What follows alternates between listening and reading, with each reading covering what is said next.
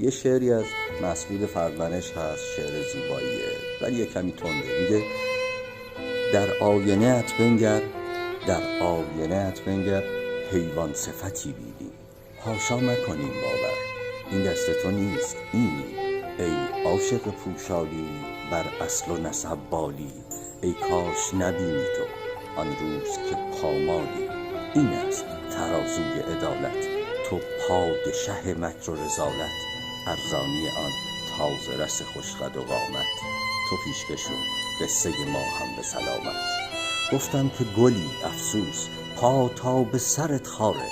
ای بی خبر و مدهوش، این مستی و دیروزی چند است و نه بسیاره. سقای هزار رنگ آواره، سیراب شدن جملگی از آب سرابت. لعنت به تو و ذات خراب.